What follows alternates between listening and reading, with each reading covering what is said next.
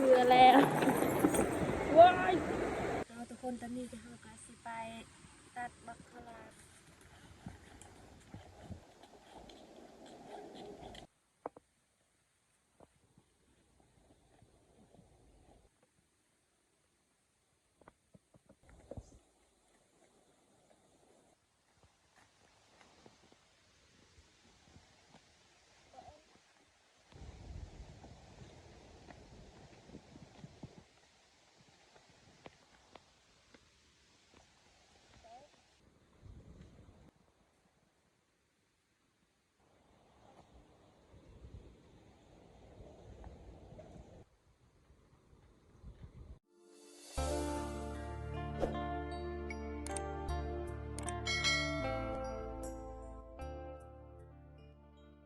ทุกคนตอนนี้สาวสุกาสิขึ้นภูอีกเด้อตอนนี้สาวสุกากำลังสิเตรียมขึ้นภูไปใต้บังคลามสาวสุกาสิลงจากเขื่อนก่อนเด้อทุกคนไปนำกันเด้อ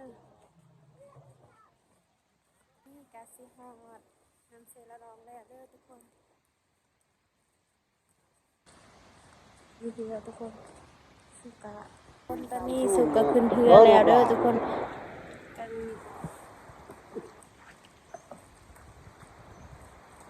ทอดแล้วเด้อทุกคนทอดปันกุกจอดเรือแล้วว้ายทอดแล้วเด้อจะเดินทางต่ออีกเด้อทุกคนไปตัดบังขลาทุกคนตอนนี้สาวสุกก็เดินทางไปขึ้นภูคือเก่าเด้อทุกคนตอนนี้สาวสุกา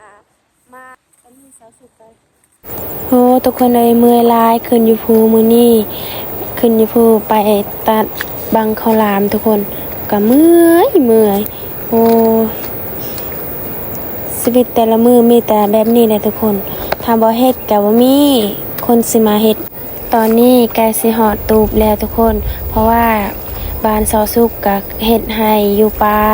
ตอนนี้เฮ็ดเฮือนเฮ็ดศาลเลยทุกคนเคยนอนอยู่ป่าอยู่ให้ทุกคนชีวิตอยู่บ้านเฮามีแต่แบบนี้แหละชาวบ้านสุขมีแต่เฮ็ดให้อยู่ภูเบิ่งทุกคนมวนลายได้อยู่นี่ก็อยู่ภูไปเฮ็ดให้เฮ็ดสวนนอนอยู่ภูตลอดสุขก็มีนอนอยู่ภูเลยเด้อทุกคนเฮ็ดเฮือนเฮ็ดศาลแบบนี้เลยได้ตอนนี้ก็นั่งกินข้าวกับอายอยู่ทุกคนกินตอนนี้สาวสุกก็นั่งกินข้าวก่อนนะทุกคนนี่ก็กินหนูทุกคนอาหารก็แซ่บกินข้าวแต่เช้าเลยกับอายน้องนะทุกคนกินข้าวก่อนจังสิไปตัดบังข้าวหลามทุกคนเพราะว่าบ้านสาวสุกก็เฮ็ดบุญงะนะทุกคนก็เลยว่าสาวสุกก็มาตัดบังข้าวหลามเนาะกับอายสองไอ้น้องนะทุกคนตอนนี้ก็มากินนำกันเด้อพี่น้องอาหารก็แซ่บทุกคนโอ้เป็นแต่แซ่บเลยกำลังสกินข้าวทุกคนอาหารก็แซ่บโอ้ทุกคนตอนนี้สาวสุกก็กินข้าวแล้วด้วยทุกคนยังทาอายอยู่อายก็ยังกินอายเป็นตอนนี้สาวสุกก็รอทาอายกินข้าวก่อนเนาะจังสิไปตัดบังข้าวหลามทุกคนตอนนี้สาวสุกก็ทาอายโดนโอ้ยบ่ฮู้ทุกคนว่าจักสิได้บ่บังข้าวหลามเพราะว่ามีคนอื่นตอนนี้สาวสุกาสิไปแล้วทุกอายุจังสิไปเนาะทุกคนตอนนี้กะสิไปตัดบังข้าวหลามแล้วทุกคน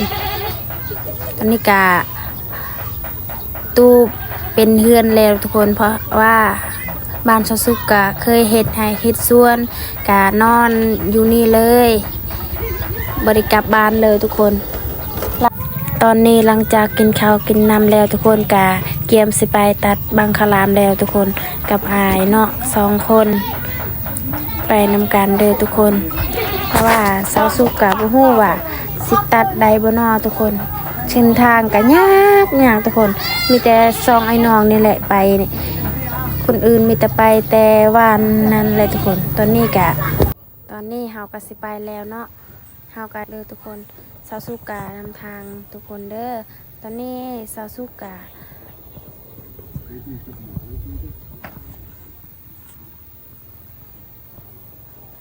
ตอนนี้ก็สาวสุกก็ยังทาอายอยู่เด้อตอนนี้ก็ห้าสิไปแล้วเนาะ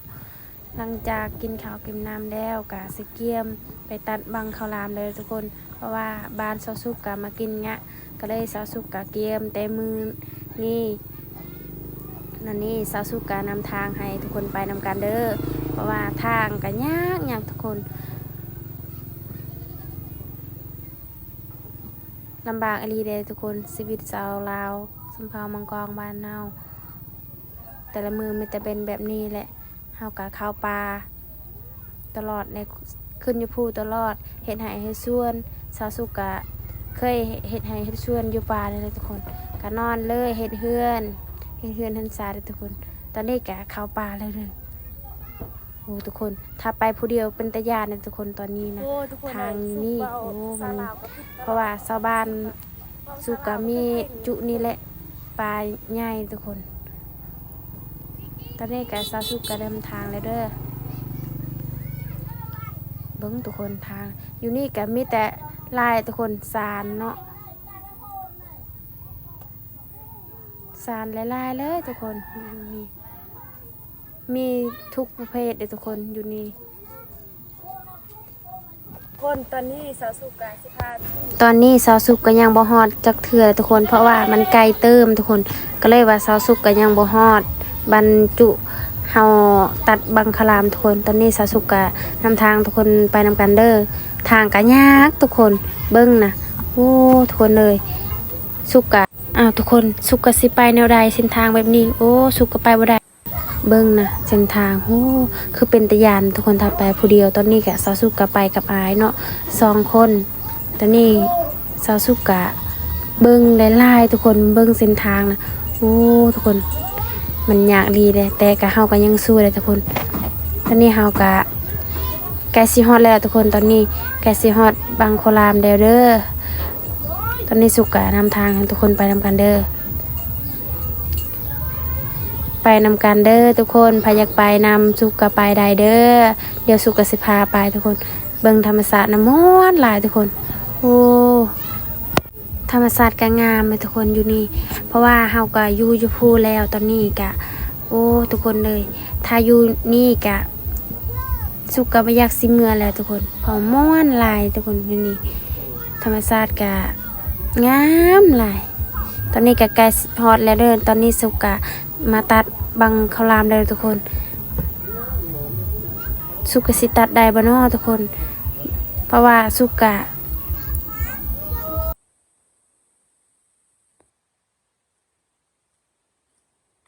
ตอนนี้สาวสุกะตัดแล้วเด้อเบิ่งนำกันเด้อทุกคนว่าสุกสิได้บ่น้อนี่งามที่สุดทุกคนบังข้าวรามอยู่บ้านเฮาถ้าเฮาเพราะว่าเฮาเฮ็ดแบบนี้กับประเภท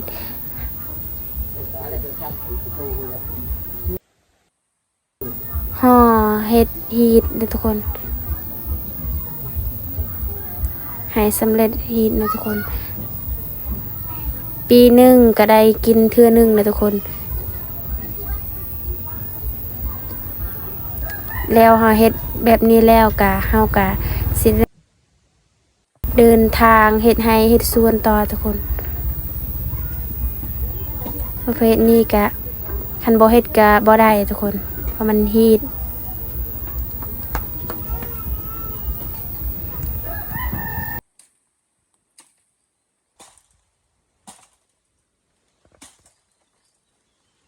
ดูนี่คือเป็นตะยานทุกคน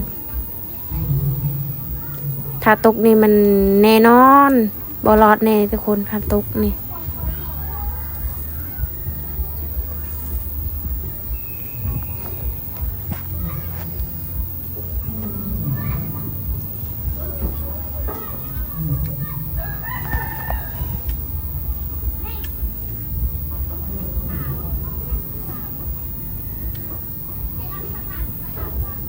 ตอนนี้สาวสุกะสิไปเลยทุกคนเส้นทางก็ยากเลยทุกคนโอ้ตอนนี้สาวสุกะได้แล้วทุกคนนี่สาวสุกะตัด โอ้ยทุกคนบาดมือแล้วทุกคนสาวสุกก็ตัดบ่ได้แล้วตอนนี้สาวสุกก็บาดมือแล้วโอ้ยคนเจ็บทุกคนนี่ทุกคนสาวสุกก็บาดมือแล้วตัดบางคอรามกับบาดมือทุกคนโอ้ยเจ็บเจ็บเจ็บเจ็บลายทุกคน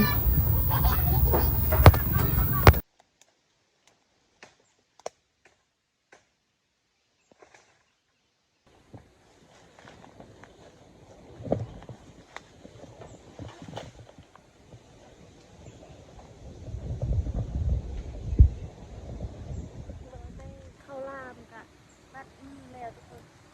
เบิ่งนะโอ้ยทุกคนนี่สาวสุกกับบาดมือแล้วเด้อชายกับบาดมือทุกคนโอ้สุกสิตัดได้บ่เนาะทุกคนตังคอรามนี่ก็มีแต่อายค่อยเด้ทุกคนตัดตังคอรามอ๋อก็ได้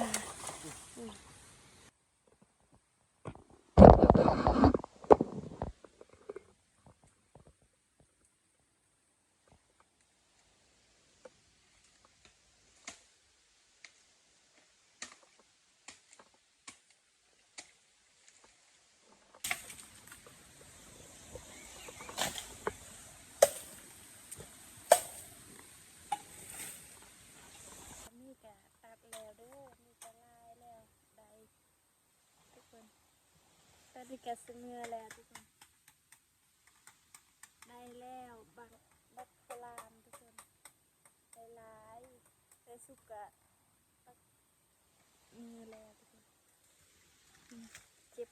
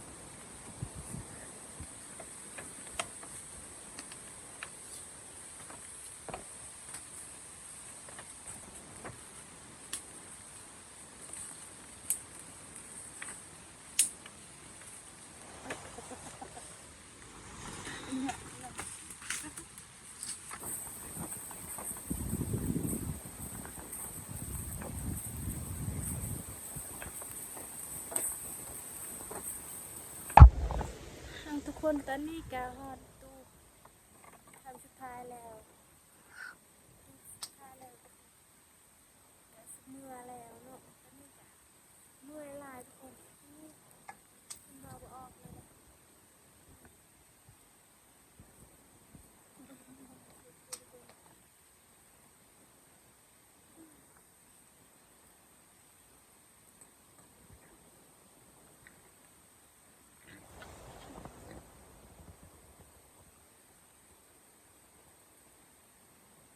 หลังจากเสาสุกไปตัดบังเขาลามแล้วทุกคนตอนนี้เสาสุกก็สิปิดคลิปก่อนเด้อคลิปหน้า